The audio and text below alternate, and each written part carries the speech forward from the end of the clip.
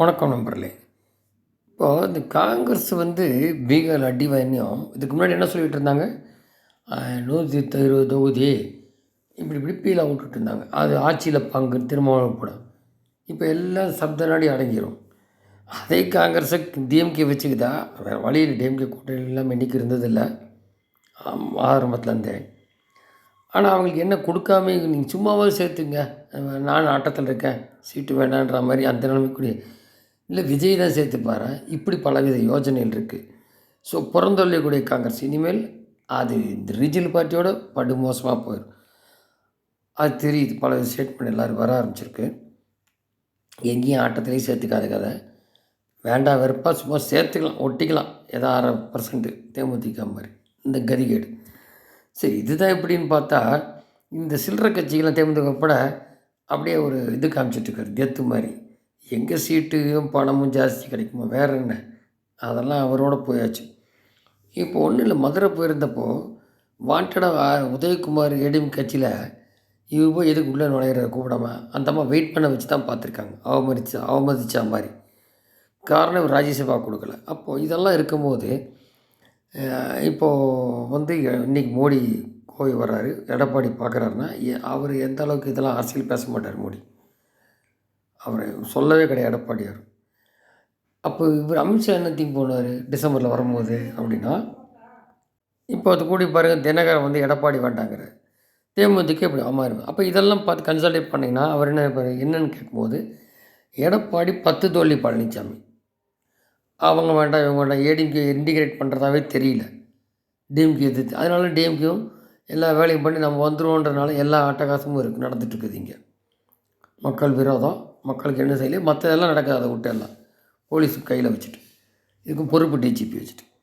அப்போ இதுக்கெல்லாம் கன்க்ளூஷன் பண்ணும்போது என்ன செய்வாங்க அப்படின்னா, அவங்ககிட்ட ஒன்றே ஒன்று, உங்களுக்கு என்னென்ன தொகுதி சீட்டு இது தொகுதி செலவழிக்கிறலாம் கேட்பாங்க.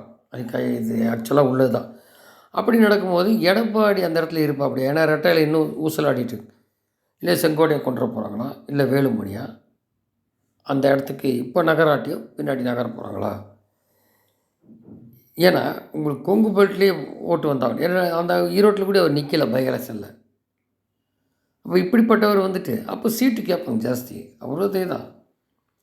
இங்கே 2 திராவிடத்தில் ஒரு திராவிடம் அழிஞ்சால் தான் இன்னொரு திராவிடம் அழிஞ்சு பாஜக வரும். அதுதான் அல்டிமேட். அது எல்லா இடத்துலையும் உள்ளதான். இதில் புதுசாக ஒன்று நம்ம சொல்ல தயங்கிறதுக்குல இல்லை.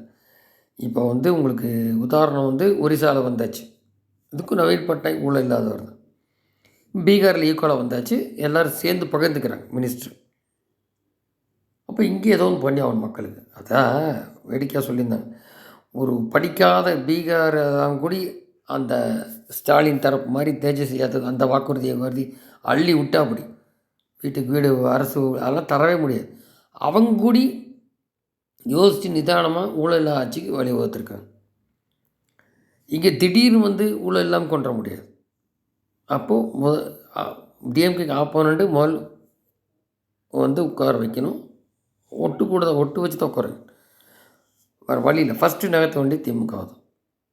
அது ஒன்றுமே செய்யாமல் கொள்ள, அதுதான் இதெல்லாம் தெரியுது. இது வரைக்கும் மக்கள் தெரிஞ்சிட்ருப்பான். அப்போ அது எப்படி என்கேஷ் பண்ண போகிறாங்கன்றதான் இருக்குது ஒன்று. அப்புறம் சீட்டு நோட்டு அந்த எடப்பாடி மைனஸ் பண்ண போகிறாரு அமித்ஷா.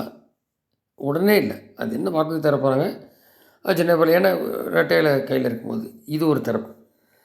அப்புறம் 2வது இந்த சார் நடத்துறதுக்கு யார் சொல்லி தயங்கினாங்க, அது திமுக தரப்பில் தான். அதுக்கு சுப்ரீம் கோர்ட்லேயும் போட்டுட்டு தூண்டுறாங்க அரசு சார் நடத்தாமல் அப்படின்னா, இது இம்பார்ட்டன்ஸ் செய்யுது. இப்போது ஒரு பக்கம் கூட்டணிக்கு வருவார், இப்போ சார் நடத்துறதுக்கு இல்லைன்னா ஏற்கனவே பழனிசாமி கூட ஃபைல்ஸ் எல்லாம் அண்ணாமலை வெளியிட்டிருக்காரு.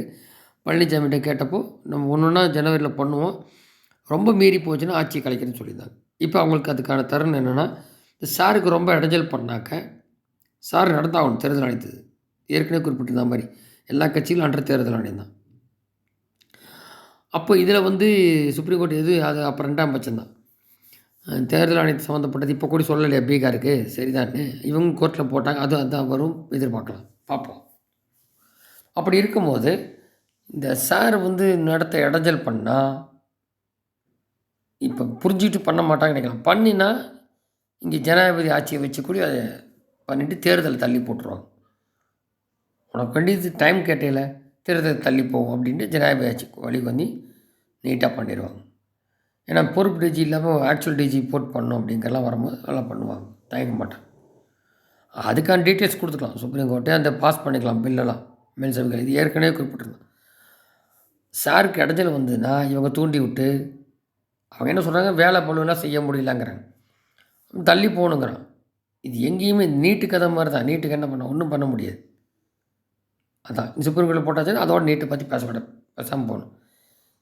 இப்போ பெரிய சூப்பர் ஸ்மார்ட்டாக நினச்சி மண்ணை கவுவோம். அதுதான் நடக்கும் ஒன்று.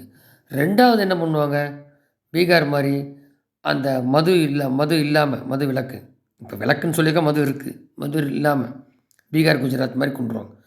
அப்போ பல்லாயிரம் கோடிக்கு அடி வாங்கும். திமுக தான் கம்பெனிலாம் வச்சுருக்கு. அப்போ பெண்கள் ஓட்டு வரும். அப்போது அந்த டோடிசம், அந்த இது என்னது கல் இறக்குது கேரளா மாதிரி, கேரளா ரெண்டும் இருக்குது. இங்கே இதை ஒழிச்சிட்டாச்சுன்னா இவங்க பணப்புலம் கம்மியாக பெண்களுக்கு நிம்மதி. அந்த இவ்வளோ பாதிக்காது. கல் இறக்கிறதுக்கு விவசாயத்துக்கு அனுமதி கொடுத்துருவாங்க. இது ஏற்கனவே அண்ணாமலைக்கு 1,00,000 கோடி வந்து ப்ராஜெக்ட் கொடுத்துருக்காரு, அது ஸ்டாலின் கண்டுக்கல. ஸோ ஜனாதிபதி ஆட்சி அமுல்படுத்தி இவங்க முரடு பண்ணால் சாரும் நடக்கும், டாஸ்மாக்கும் மூடப்படும் பெண்களுக்கு, அதுக்கு பதிலாக பெண்கள். இப்படியெல்லாம் ஒரு ஸ்ட்ராட்டஜி இருக்குன்றாங்க. பொறுத்து பார்ப்போம். நன்றி. ஜெய்.